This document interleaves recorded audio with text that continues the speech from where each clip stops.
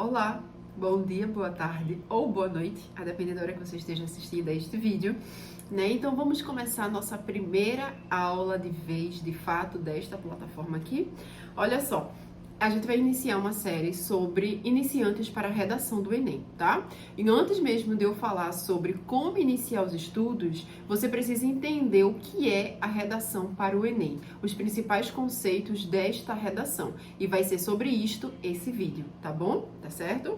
Então bora lá. Primeira coisa, tá? Redação para o Enem, né? Para quem não sabe, para quem pediu o básico do básico, é isso que eu vou fazer.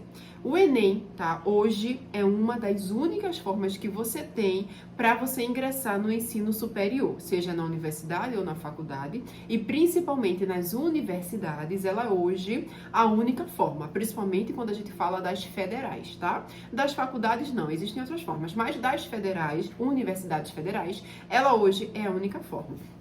E nesta prova, você faz, de modo bem geral, 5 provas diferentes, seja de linguagens humanas, natureza, matemática e redação. Até hoje, redação é a única área no Enem cuja nota você tem controle sobre ela, né? Porque ela é corrigida manualmente, porque é possível sim tirar notas acima de 900, é possível tirar 1000, se você entende o que é redação para o Enem. Por isso a importância dessa aula básica que muitos pediram. Bora para alguns conceitos principais, tá?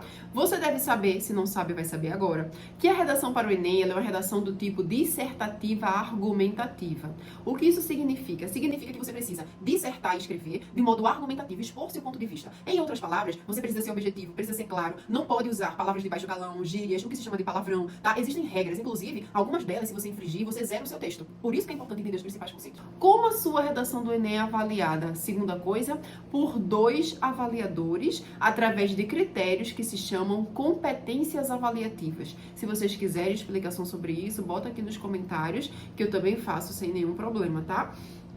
E aí, como ela é avaliada? Através desses critérios, chamado competências avaliativas, em que eu gosto sempre de explicar assim, ó. É como se, não é assim, é só um exemplo, tá? Exemplo. É como se a tua redação fosse lida 5 vezes e para cada leitura fosse avaliada uma única coisa, independente da outra, e atribuída uma nota de 0 a 200. No final, essas atribuições de notas são somadas e podem dar de 0 a 1000. Na primeira leitura, vai ser avaliada só gramática. Na segunda, se você fez um texto dissertativo argumentativo, por isso precisa entender esse conceito, se fez dentro do tema e se usou o repertório da forma como eles mandam. Terceira leitura, avaliar coerência e o projeto de texto de vocês. Quarta leitura, avaliar o uso dos elementos coesivos. Quinta leitura, avaliar a proposta de intervenção, se ela está conforme está lá nos critérios. É isso, né? Mas aí, como eu falei, na primeira leitura, o professor, o avaliador do Enem, eu olho todas essas coisas na primeira leitura e a gente atribui a nota. Mas aí, para você entender, é desse jeito. E no Enem, a sua redação é avaliada, corrigida por 2 avaliadores. Então, a nota que você vê lá, que você vê no Enem, que você tirou, que seus amigos tiraram no Enem, é sempre a média aritmética das duas notas atribuídas por estes 2 avaliadores. Como assim média aritmética? O que é média aritmética? Eu não sei, eu tive que estudar para entender porque eu não sou de matemática. Mas média aritmética, no geral, de modo bem simples de explicar, é o seguinte. Sabe aquele teu amigo que tirou 980 na redação do Enem, que a gente chama de 1000 técnico, né? Meus alunos tiraram, alguns alunos tiraram 980. Como assim média aritmética? É porque um avaliador deu 1000 e o outro deu 960. Quando a gente soma e divide por 2, dá 980. Entende? Então, vai ser sempre assim, beleza? Segunda coisa é essa. Terceira coisa, a gente precisa entender que na redação para o Enem, existe o que a gente chama de estrutura de fora da redação, ou macroestrutura, tá? Olha essa foto. E aí, para não ficar longo demais, eu vou finalizar esse vídeo nessa parte que eu vou mostrar para vocês. Olha o que é que tem que ter na redação de vocês, usando como referência esta foto aqui, tá? Olha só, antes mesmo da redação ser lida, ela é avaliada só quando ela é vista, tá? Isso é muito profundo, filosófico, né? Eu nem preciso ler, que eu já sei de muita coisa e já vou dar nota. O que, por exemplo, olha o que é que tem que ter tua redação.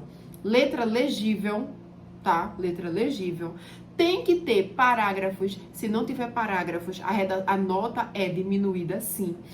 É ideal que sejam 4 parágrafos. É ideal que estes parágrafos tenham em média de 5 a 9 linhas. tá certo? Isso é importante, e é importante que estes parágrafos sejam iniciados por elementos coesivos corretos, tá? Eu vou fazer vídeo também sobre isso. E, por último, que você respeite as margens. Isso significa o quê? Que você sempre escreva depois dessa numeração do lado esquerdo e pare na margem direita.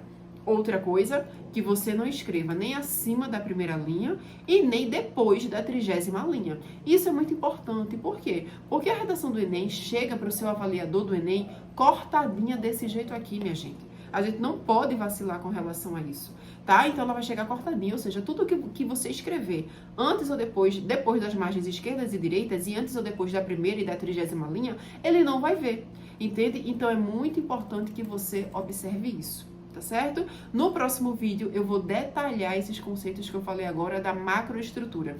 Eu vou detalhar sobre a letra legível, a quantidade de parágrafos, tá? Que são coisas principais para vocês ainda verem na redação de vocês.